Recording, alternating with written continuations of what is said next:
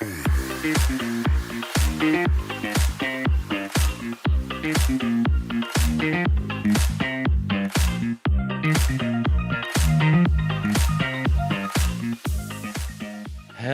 everyone. Welcome to our panel on minor safety, age verification, and privacy. Oh my name is Matt Soeth, head of community here at Spectrum Labs for the Trust and Safety Collective. I'm very excited to introduce you to our panel here today.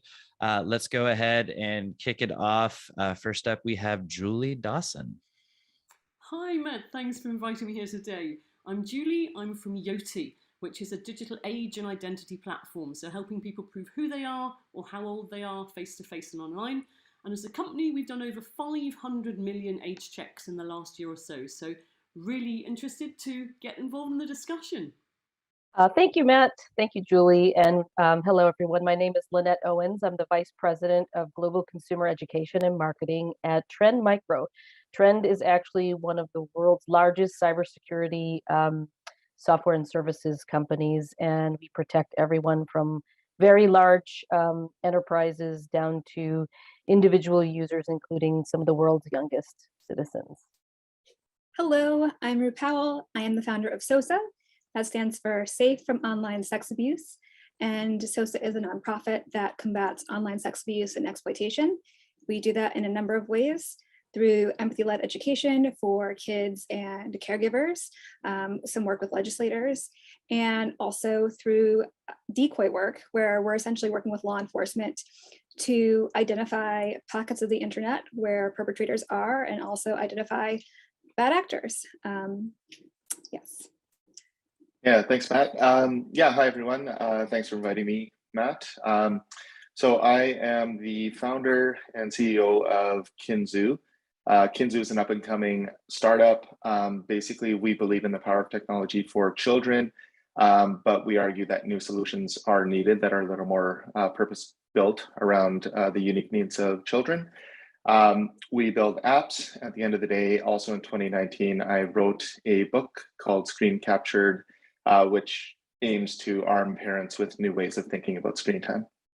Excellent. No, glad to have everyone here. There is a ton of experience in this space, and all of you at some point have had an impact on my career, but I know that we're about to let everyone else know how awesome you are by the end of this panel. So when we think about minor safety, oftentimes we default to conversation around CSAM and trafficking, and these are the lowest levels, right? Because they're heavily regulated, enforced by law agencies globally. However, there is a wide area of potential harms that can happen within the minor safety realm as we get beyond that. So as we think about today, we're going to talk a lot about these harms, the impact on users, what are some best practices, thinking about moderating content, right? Because moderating something for a 10, 11, 12-year-old is very different than someone who is over the age of 18 or more. And so as you think about these best practices, at the end of the day, it's really what can we do best to not only provide minors with agency, but to help them develop a safe experience online and limit as much as possible exposure to harmful content. Yeah. So talking about CSAM, we'll dive in there first, because that seems to be the entry level for many people in this space, right? All the fun stuff in trust and safety. As a topic, most platforms have things in place to remove, limit, or report this content, right? NCMEC, ICMEC, Scotland Yard, law enforcement response teams, things like that. Why is it important that platforms have policies around this content, like beyond the regulation? Like what is sort of the impact on the platform to keep an eye out for potential grooming behaviors, driving users off platform, things like that? I'll kind of kick this one first to Ru. I know you have a lot of experience in this space. What has kind of been your experience in terms of working with platforms and like why this is an important topic? I think that a lot of platforms perhaps were not aware until recently that a lot of times their platform might be the entry door. And we'll see that a lot of bad actors will then persuade someone to go off what seems to be a very safe app to an app that's a bit more ephemeral in nature or a photo sharing app. So if you have a website that is not photo-based, not image-based at all, say you're just leaving comments for each other, even if they're public comments, there is still a way to groom a minor and then persuade them to move to another platform. And it's sort of this this coaxing, and it can come out in the most innocuous of ways, like, oh, does anyone here have an Instagram? If you add me, I can show you pictures of my new puppy. And that seems innocuous and that seems benign. And to a kid, that might seem okay. And maybe even at first glance, to a parent, that might seem okay. Not realizing that there are more, there's the malicious intent. So I think that in general, if platforms can just be aware of some of the tactics that perpetrators will use, then they're able to kind of shore up what's happening on their end. Yeah, and I think in addition to the fact that there are people probably older than children trying to groom them and taking images or videos and even meeting offline using these platforms. There's been a troubling trend. I actually serve on the advisory board for In Hope and also have had conversations with Thorn. I don't know if everyone's familiar with them, but this rise in self-produced material by young people is something of great concern to us and our education programs.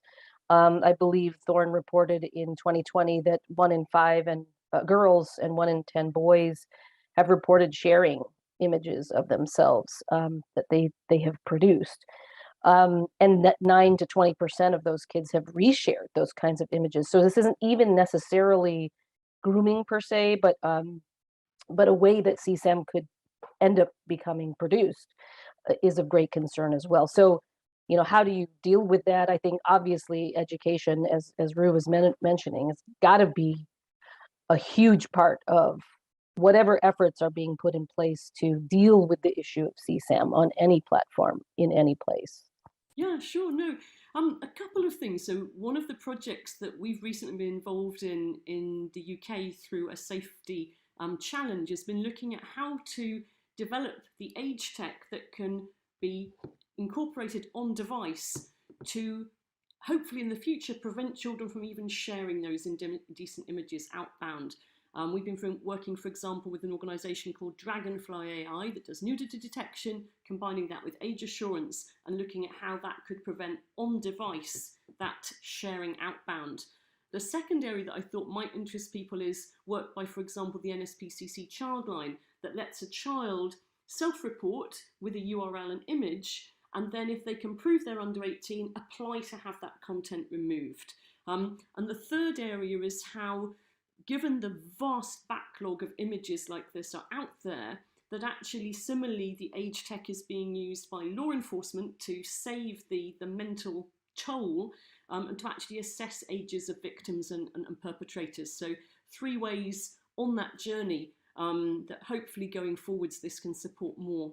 And just to speak to what Lynette said about kids producing it themselves, they often believe that they're producing it for peers or a romantic partner.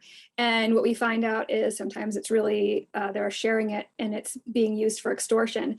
And I tell parents all the time that even their cisgender, heterosexual teenage sons are at risk. And to give an example, I had a parent reach out and she said, my 15-year-old son, a girl added him on Snap, added him on Instagram, they've been chatting. The conversation, was romantic / sexual in nature, and she coerced him. She sent some photos and then she coerced him to send nudes. And then not right after that, or shortly after that, he was told, if your mom doesn't send $1,500 to this, Cash App, PayPal, whatever, then I'm going to start leaking your nudes to every single one of your contacts. And so for every 15 minutes that the money wasn't sent, it was they were sending nudes to another one of his contacts, and they were screen grabbing to show the proof. And I dug into it, and of course it wasn't another 15-year-old girl on the other end. It was actually someone looking to extort all the way out in Nigeria, and they were using using photos of other exploited children. So I think that a lot of times kids believe that they are having this, Snapchat is like social currency at this point, and they seem to be having this relationship with a person who is their age and not realizing that someone on the other end has malicious intent. I appreciate you bringing that up, right? Because so many people I've talked to would be like, oh yeah, I'm not so worried about my son, but my daughter, XYZ. And it's like, no, like this is across the board, right? Like a conversation that needs to happen and should be part of the normal discourse at home around phones and texts and things like that. Something else you brought up, both, Lynette and Julie, I love that you brought up potential tech solutions, right? Like Thorn has a great tool. As someone who's investigated these incidents, it is not one of my favorite things to back check, but Thorn has come out with a tool. Microsoft has a tool. So a lot of times you don't even need to be exposed to this content. Like the technology can take care of it for you and can kind of limit access to that, which I greatly appreciate it because it's very I don't know, disheartening, unsettling sometimes, to be exposed to harmful content as an online investigator. So that I appreciate that part of it. Stepping away from the dark stuff, the worst of the worst, as we start to think about minor safety, Sean, we'll kind of throw this one at you. A lot of questions about, age appropriate design, safety by design. I know as a founder of an app platform, how do you think about sort of creating these spaces and enabling young people to have conversations and sort of begin their online experience and hopefully develop some of the tools? So like in Rue's case, they start to figure out like, hey, maybe I don't know if this person's like really into me or not, and kind of develop those digital literacy and media literacy skills. Yeah, I think a positive trend, I think, in recent years is there's been more and more, I think, understanding that, kids are online and it starts pretty early. So it's not a case where, we as parents are going to hold off technology for our kids up until a certain point in time, and then kind of the gloves come off and there they go. So I think recent events, whether it's been Frances Haugen or, the controversy around Instagram for kids, what's good is I think more and more people are understanding that kids are using technology in massive numbers. I think we're also starting to realize that platforms that are built fundamentally, I think it kind of starts with a business model, advertising-driven business models.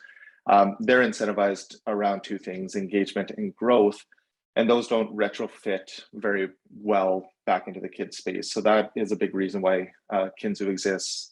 We think we need purpose-built platforms really built from the ground up around what we deem important for kids. I think the work everyone on this panel is doing, and especially like I look at what Rue is doing to really bring up some of the things that are happening, because it is incredibly difficult to detect in a lot of cases. It's very sophisticated. It's not a case of some creep reaching out to your kid. It's usually a lot more than that. So I think, fundamentally, we start as parents. Everything that we do, from product decisions and everything, I really build with the safety of my own children in mind. And because we don't have, we don't answer to advertisers at the end of the day, I think we're able to, build in guardrails a little bit more easily from the ground up. What that does, however, is adds, friction for the user, and that's a constant weighing. That's a constant kind of back and forth that we have to build a platform that's easy to use and easy to onboard onto, yet still safe. So that's it's kind of a high level, I guess, how we look at it. No, I can definitely appreciate that. And in terms of guardrails, so one of the most common ones that come up, and I'm very guilty of this mistake, and Julie pointed this out to me, but talking about age gating, right? Instead of using the term age gating, use the term age verification. So thinking about not just how do we keep people out, but how do we approach content? How do we approach platforms and other stuff based upon the age of the users who are in that space? Julie, we kind of let me share a little bit in terms of like, what does age verification look like? And why is that? Why is just a simple changing of that term really change our focus on how we approach that concept? Sure, yeah. Well, I'd say probably for about the last decade in say the gambling area, there's been know your customer checks, and people in many different countries in the world got quite used to the fact that you had to provide identity verification at the point of accessing a gambling platform, and that was age restricted in the same way as you might go into a casino and check someone's age. However, wind forwards a few years, and that is extending to other sectors. So regulation is coming on stream in a number of countries that says, well, not just gambling, but how about adult content? Or how about e-commerce for nicotine-based products or corrosives or knives? Or in other sectors where perhaps there might be terms of service that says a person should be a certain age. So initially it was an 18 plus verification, and it was more of a wider identity check. Then it became more of just an age check. So initially the first methods were just tick a box, a self-verification.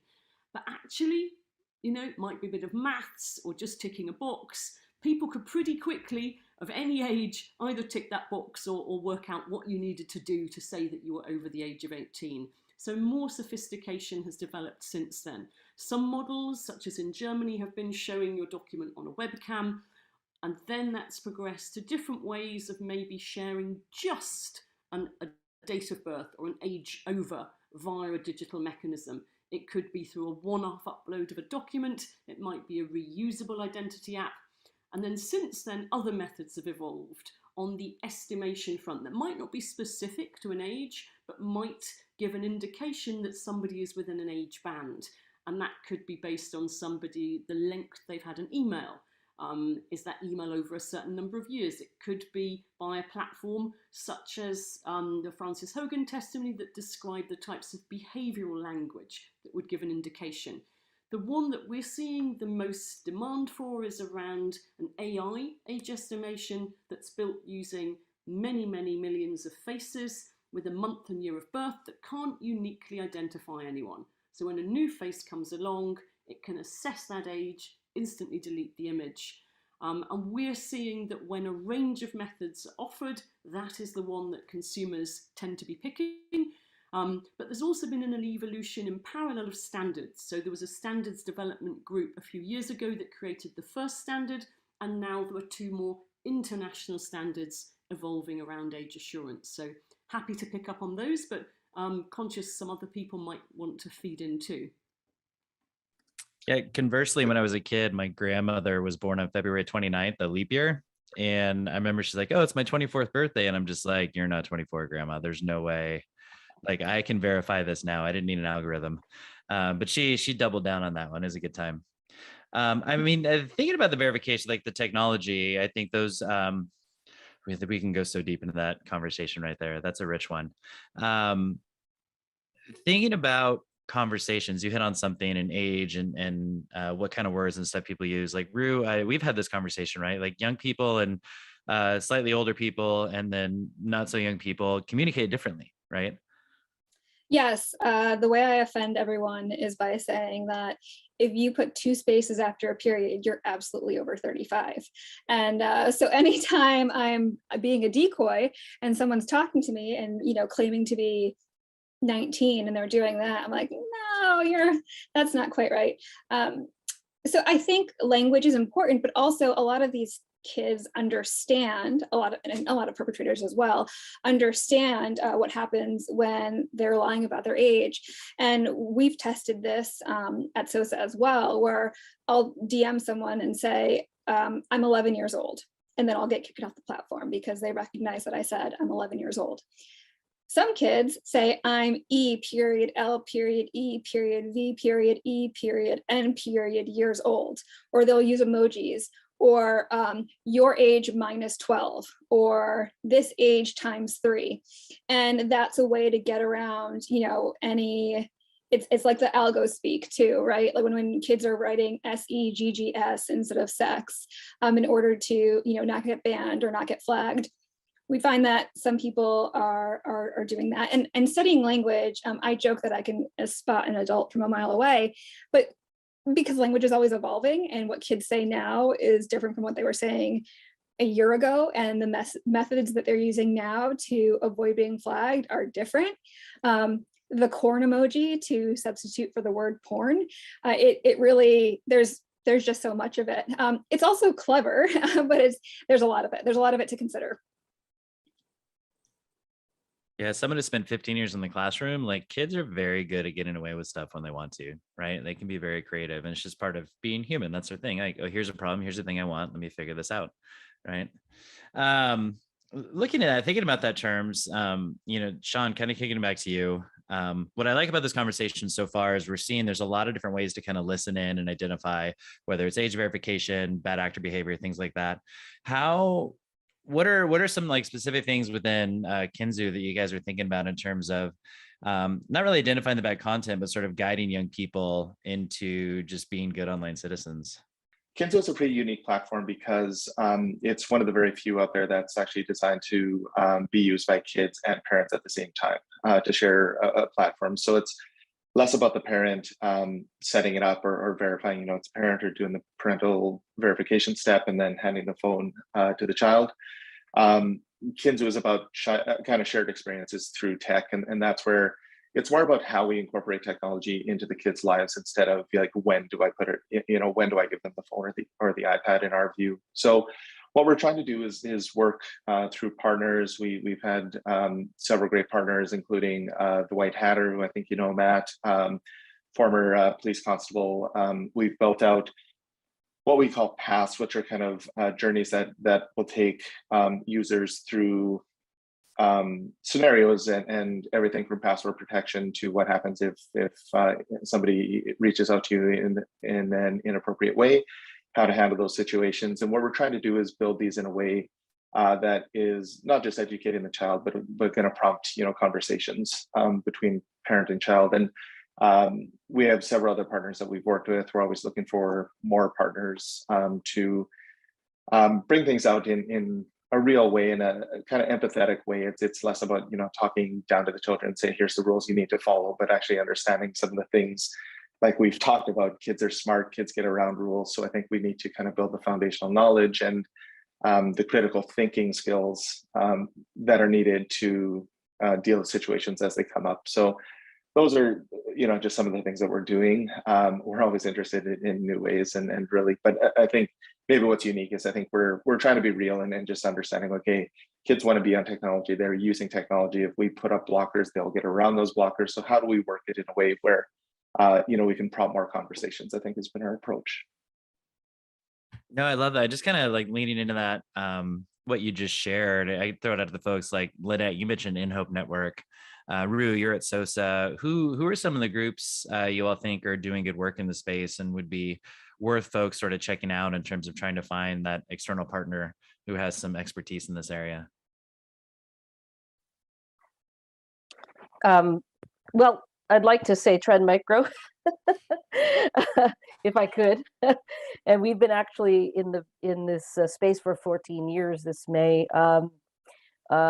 Our primary target has actually been the parent community, and we feel that we actually think about digital and media literacy education as some of the most critical skills that we can be teaching young people, and honestly, all of us from every age.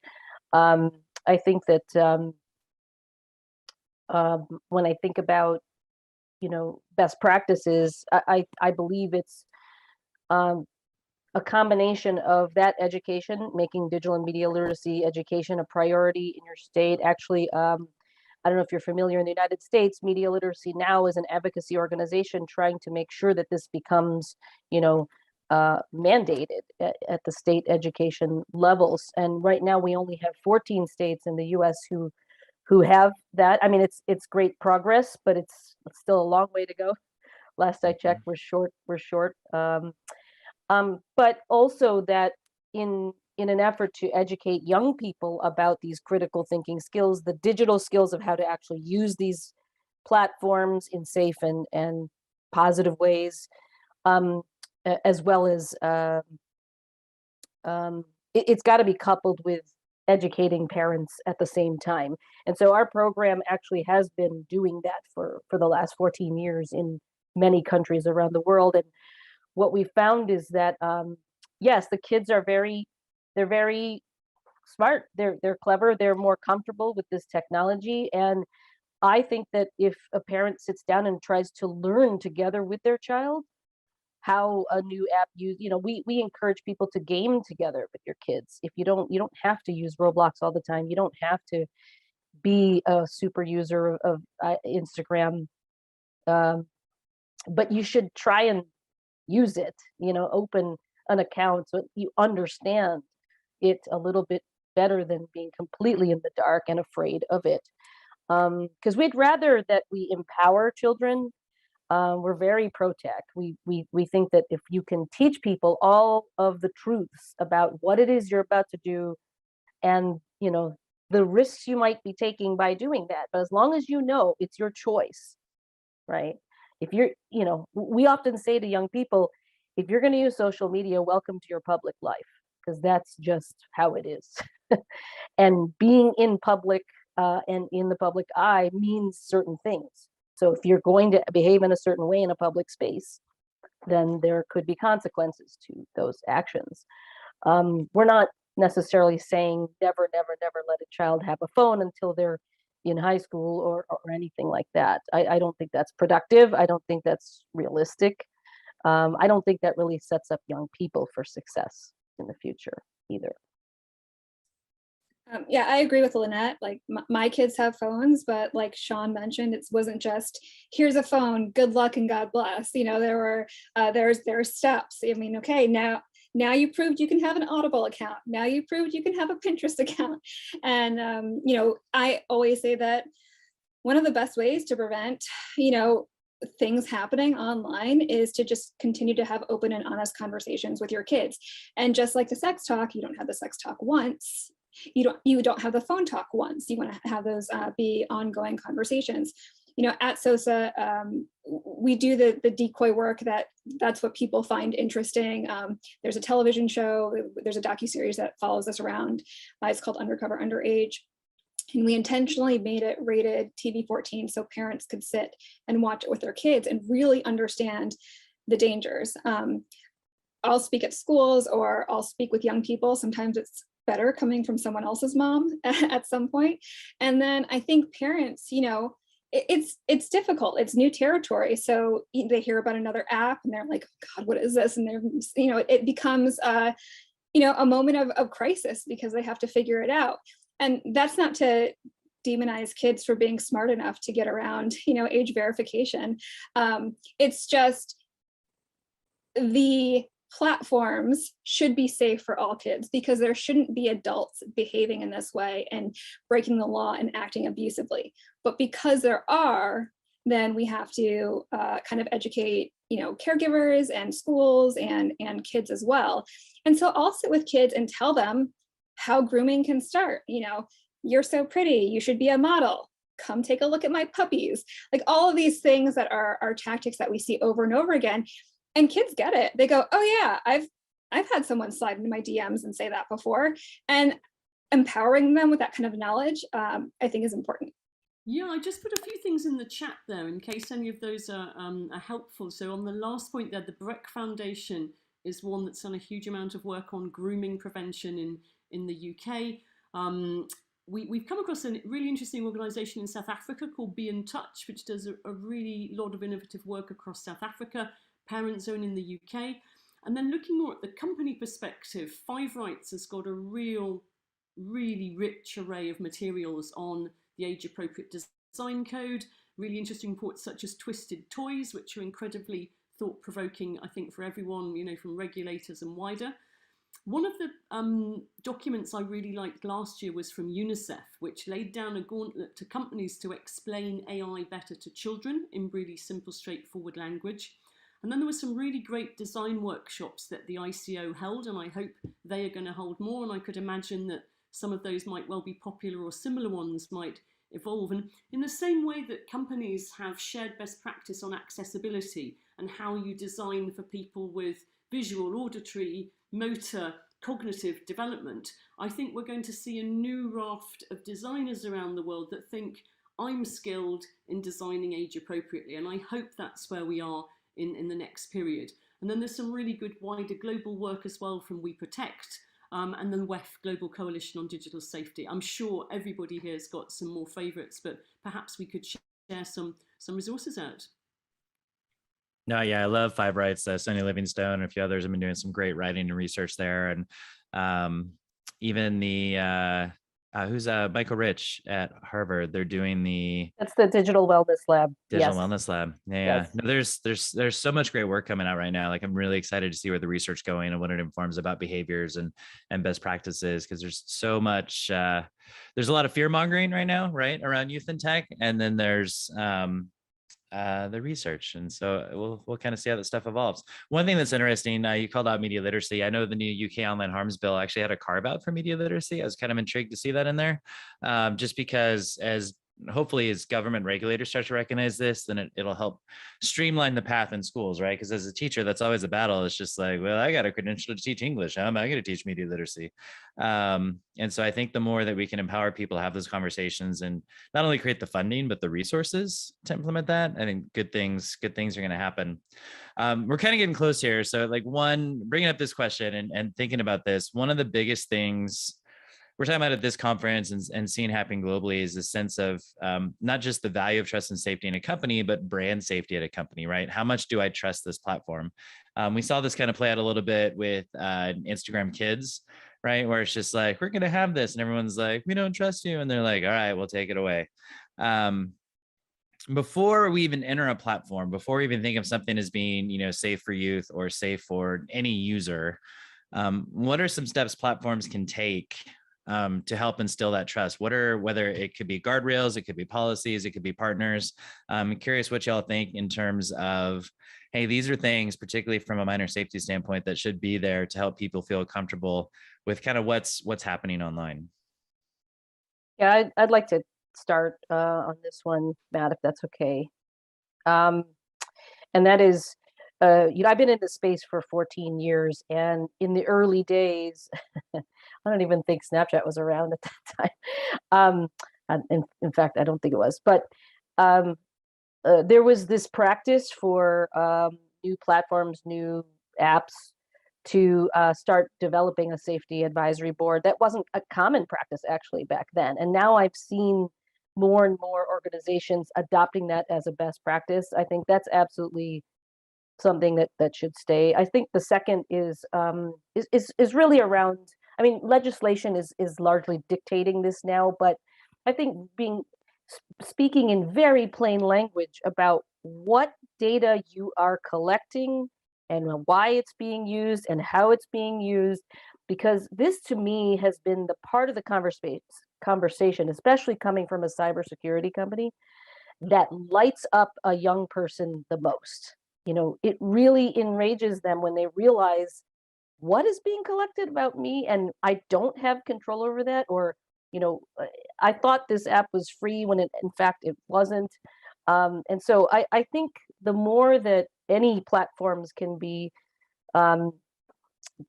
deliberately being very plain spoken and clear about what data you're collecting, why it's being used and how it's being used, and whether someone has the option of it not being collected in the first place, I think is just sort of, these are two baseline things that I think people can do. There's a lot of other things beyond that, but I'll leave that to the rest of the panel to comment.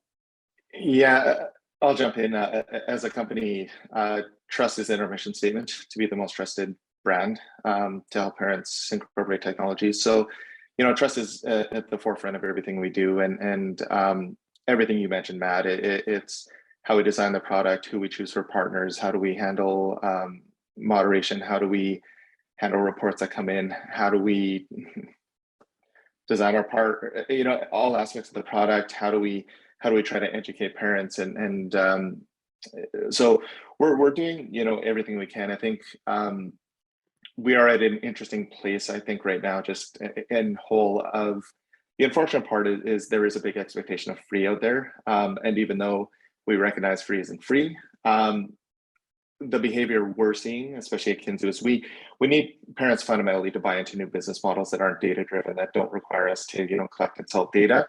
We, as you talked about, we're very transparent with what we do collect, why we collect it, and how it benefits the user, not us, not third parties. And we do all that, but at the end of the day, the downside for us of that is it doesn't open up certain business models that are more proven. It's notoriously hard to raise money in this space. It's hard to add friction into your product when we expect everything quick and free. So we are in a funny space, and I think we are starting to see the winds of change. And a big part of our vision is really making a big bet on the market heading there. But I think we are in a funny place right now. Even though we don't like all the data capture and everything like that, we're not quite ready to pay yet. Is kind of been our experiences. Or we had a more high friction onboarding funnel to what we think or thought was going to do a better job of age verification. People wouldn't go through it. There are too many steps. So that's kind of the realities of it, speaking from a platform, and that's what I alluded to earlier is constantly trying to reconcile. But when you start with trust, one of our guiding principles is we make decisions, first as a parent. How do we feel about this as parents? And that really guides us. And, we're doing the best we can, but there's a lot of elements that go in. And it does require, buy-in from the users as well. Could I just feed in there as well, Matthew? I like Lynette's point with regards to the Safety Advisory Board, but I think if those come with gagging clauses, or there's no minutes openly published, no terms of reference openly published, it starts to lose a bit of the shine. And then sitting where we're sat as a company providing age solutions, what we would like to see more of across the industry is that transparency. How have people devised their solutions? What is under the hood? What is the source of their data sets if they've created an AI approach? Are they deleting the data afterwards? What is the downstream usage? In terms of standards development, there are standards being devised as we speak, so please do feed into those if you've not as yet, through the IEEE and ISO, International Standards for Age Assurance, working very closely with Five Rights and various of the academics you've mentioned to input on those. So it's a perfect time now, but let's just learn some of those lessons from Francis Hogan and those whistleblowers, and let's make more requests that we should have transparency from both platforms and providers, I would say.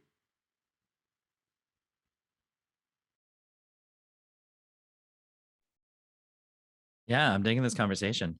I wish we had like 3 more hours. I do, but I don't. As we kind of get close to wrapping up here, I want to give folks a second to think about this and give you about a minute to answer. It's easy to get caught up in kind of the doom and gloom, right? Bad people online, CSAM everywhere, internet is terrible. But from research, we know that is holistically not entirely true, right? Like there's a lot of good stuff out there. So I'm kind of curious from this group, what is something like positive you're looking forward to that is happening online? I'll accept cat videos, but beyond that, something that you're just like, there's kind of hope for the internet. So something positive out there that you're like, oh, there's some good stuff coming down the road. I'm just curious what folks think. I'll just chime in, and at the risk of sounding like I'm self-promoting. We're launching a campaign and a website called stopvictimblaming.com. And I make the statement that I think one reason why perpetrators of grooming stay safe is because we victim blame kids and then they're too scared to report anything. We're really excited about that. When we talk to young people about it, they're excited about that. When we talk to survivors, they're excited about it. So I'm really looking forward to sharing that message, especially with parents and other caregivers and schools, so that kids feel like they do have a safe place to go to if they come across something sketchy online, which does happen a lot. So I really like this movement, this move, I hope. I feel like there's a lot less victim blaming now than there was when we were all kids. And I hope that trend continues to go that way, putting the understanding that kids cannot consent, for example. The other thing similar to cat videos, Matt, is my daughter and I send each other Pride and Prejudice memes. We're big period drama fans. And so usually I try to find her at least one tweet or one meme about like a Jane Austen meme. And that has been really giving me joy every day.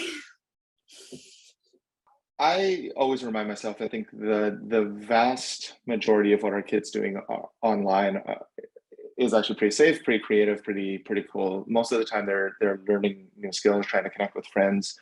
I reflect back to myself as a teen or a tween, and all I wanted to do was hang out and play with friends. And I think the nature of play has really changed. And most of what our kids are trying to do, and I encourage parents, like, have your kids walk you through Roblox if they want to use it. And most of what they're trying to do is hang out with friends, build stuff, have fun. A lot of the times the game is happening in the background. They're just wanting to chat. So I think there's a lot to be excited about. I think despite everything we've talked about, I think I'm really high on the potential of technology, and what we're trying to do is really unlock the positive elements, which we've defined as we get the best out of technology when it connects us with people we care about, when it allows us to be creative, when it allows us to cultivate new skills and interests.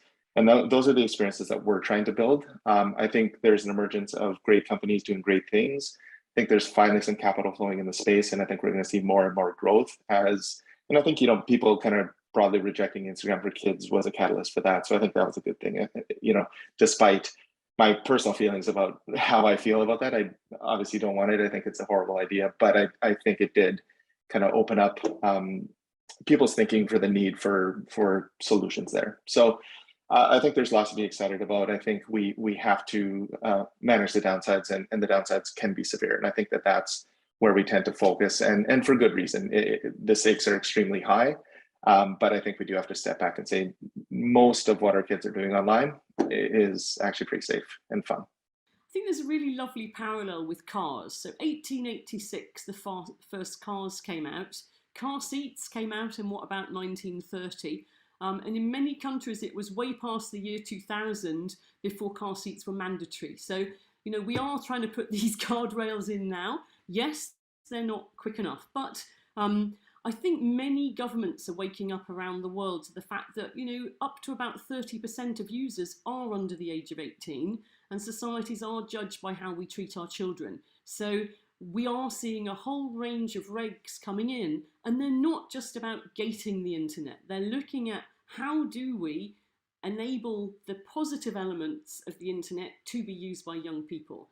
But at the same time, maybe turn off notifications for that 5-year-old, maybe not have geolocation, maybe enable age-appropriate content moderation, or so that the terms of service or help is provided in a way someone can understand if they're 5 or they're 10. And I think there is a lot more discussion between regulators globally. So one thing that we've seen is that they are talking. Things like the EU Consent Project have brought around 28, all of the different member states, plus the UK, to actually develop interoperable approaches for age verification and parental consent. And the German regulators' work, where they've already reviewed and done due diligence on 90 approaches for age assurance, is one that is now being shared with regulators across the world. So be it the UK Children's Code, the Irish Fundamentals, the Dutch Code for Kinderrechte, the Australians' work, the Californians, all those different countries, the regulators are actually talking, and that I think is encouraging. And they're also looking at how can they use tech as part of that review and audit process.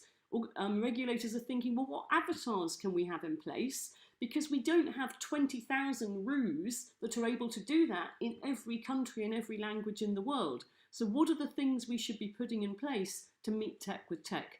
And the fact that we're all here today, I think, is also positive. So yeah, I do think there are some things that are light on the horizon. One of the things I find really encouraging is the growth in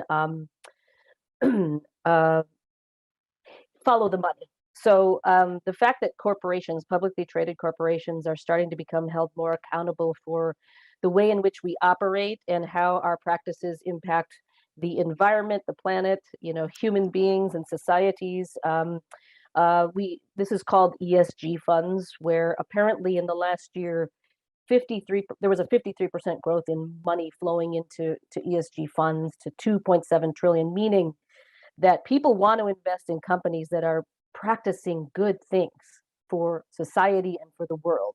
And that trend to me is that's good news, I think, because if nothing else, if legislation, if consumer pressure isn't going to do it, maybe the money will do it.